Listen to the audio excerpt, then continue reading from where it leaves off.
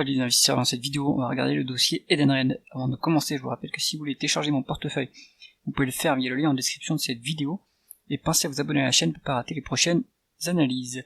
On commence tout de suite avec le cours de l'action Edenred. On voit qu'il a été divisé par 2 depuis juin 2023. Est-ce que c'est le moment de se placer sur ce dossier? On va regarder ça. Alors, la croissance médiane est à 9,27%, sur 2023 on a eu 18,5% de croissance, et sur 2022 22,80% de croissance. On voit que ces niveaux de croissance ont été obtenus via des acquisitions. L'entreprise est capable de sortir le carnet de chèques pour faire des acquisitions. Donc ce qu'on voit ici, c'est plutôt sympa. On va regarder les taux de marge. On voit que le taux de marge brut est plutôt stable, avec une valeur aux alentours de 41%. Donc ça, c'est plutôt bon. Le taux de marge d'EBITDA, lui, il a chuté depuis les 2 dernières années. Et ça, c'est pas bon. Il faut comprendre ce qui s'est passé. Pourquoi il y a eu opérationnellement, est-ce qu'il y a eu un problème? Et qu'est-ce que le management dit sur ce problème et comment est-ce qu'il va le résoudre? En tout cas, on retrouve ce décalage sur le taux de marge net. Donc là, il y a un premier indicateur, un premier souci qu'il faut regarder. Est-ce que l'entreprise arrive à convertir ses bénéfices nets en free cash flow? Les free cash flow sont beaucoup plus élevés que les bénéfices nets. Ça veut dire que l'entreprise fait plus de dépréciation que de dépenses en capital. Donc, pour évaluer l'entreprise, on va pouvoir utiliser les free cash flow plutôt que les bénéfices nets s'il n'y a pas de dette. On va regarder d'abord la rentabilité opérationnelle. Donc là, c'est le même impact que ce qu'on voit sur les taux de marge. La médiane de rentabilité opérationnelle est autour de 16,5%. Là, on n'est que à 7,75. Donc il faut comprendre ce que dit management à ce sujet.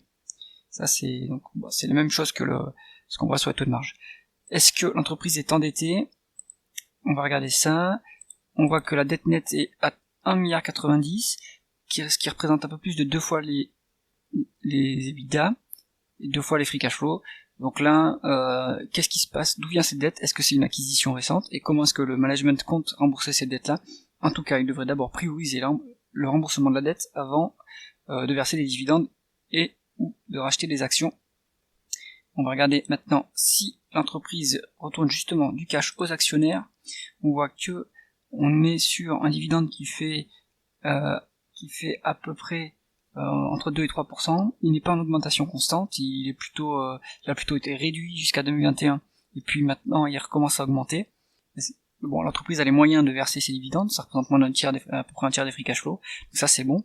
Il y a eu de la dilution constante depuis 10 ans et dernièrement il y a eu quelques rachats d'actions. Est-ce que c'est quelque chose que le management veut implémenter pour la longue durée ou est-ce que c'est temporaire? Et en tout cas, le management a les free cash flow pour rembourser les actions. Peut-être que d'abord il devrait rembourser la dette. Et est-ce que ces rachats d'actions se font à un niveau correct de valorisation ou est-ce que c'est trop élevé? En regardant ce qui se passe en termes de valeur d'entreprise sur EBITDA, en fait que c'est pas si bête que ça de faire des rachats d'actions, en tout cas si on se base sur le multiple historique, puisqu'on en est assez loin, on est finalement à 30-40% des multiples historiques en valeur d'entreprise sur EBITDA. Donc est-ce que ce dérating il vient du fait qu'il y a eu des problèmes opérationnels et donc du coup le marché a sanctionné l'entreprise, qui fait que le cours a été divisé par 2? Est-ce que les problèmes que l'entreprise a rencontrés sont que ponctuels, ce qui ferait revenir à un niveau d'EBITDA plus de valeur d'entreprise sur EBITDA plus normatif? Ça va être la conclusion du dossier. Donc Edenred, peut-être qu'il y a une opportunité puisque le marché a sanctionné un problème opérationnel. Et dans ce cas-là, il faut comprendre qu'est-ce que dit le management de ce problème et être sûr qu'il sera résolu. Et en attendant, on peut avoir des free cash flow et des rachats d'actions pour patienter, ce qui augmente le retour aux actionnaires. Et on peut jouer du coup après un retour au multiple historique qui referait monter le cours à on va dire moins de 50% quoi. Donc Edenred, il y a peut-être une opportunité. C'est tout pour cette analyse. Si cette vidéo vous a plu, mettez un pouce vers le haut et pensez à vous abonner à la chaîne. À bientôt.